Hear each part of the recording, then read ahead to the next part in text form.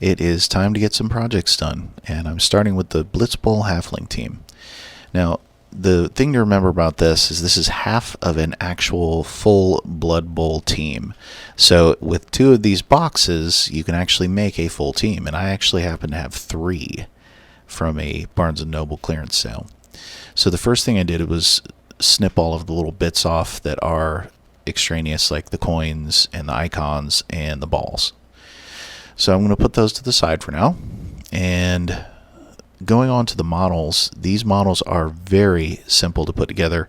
They're anywhere from 3 to 5 or 6 parts, and it's very, very easy. Now, the one thing about Blitz Bowl and Blood Bowl stuff is the slaughter bases.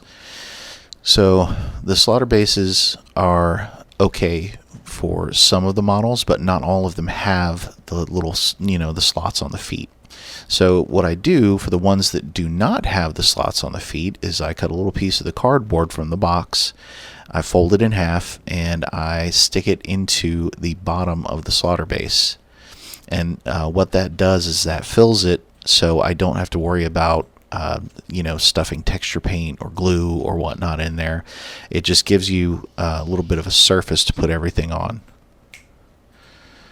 And once you do that, you just kind of trim the bottom of it a little bit, put a little bit of super glue on there, and you're good to go. It's fairly simple. Now, I made the mistake, there were a couple of these models that do require the slaughter base, and I actually ended up having to dig the cardboard out of the base later on, but that's not too big of a deal. So all of these models have a lot of character. They're wearing pots and pans for their hats. They're carrying chicken legs, and one of them has a squirrel on his head. I just like the zaniness of the Halfling team. Now, if I put 2 of these boxes together, I could potentially have a full Blood Bowl team. Now, I had also thought that I could take 2 of these boxes and I could actually make a rattling gang for Necromunda, complete with a rattling slopper that I could use as a hanger-on for my other gangs. I haven't really decided how I'm going to do that yet, but that means I'm going to have a lot of extra bits and pieces for Halflings, but maybe I can get some pretty good kit bashing in here to make it work out. I certainly got plenty of extra Necromunda stuff laying around.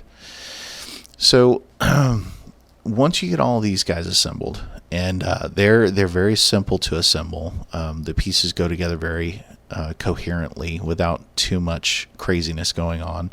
I only had issues with one of the models trying to get the squirrel into the guy's stomach, because he has a little pocket on his onesie that he's wearing, whatever he's wearing. So these are the finished models. And once the bases are dry, you got to give that super glue 24 hours to dry in the open. But once the glue dries, I'm going to go ahead and stick them down to the bases and call it a day.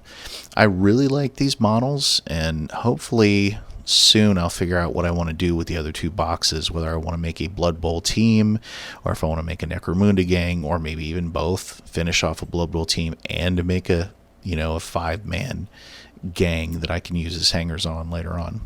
Anyway, if you've liked what you've seen, like and subscribe, and consider joining me on Patreon. Thank you very much, guys.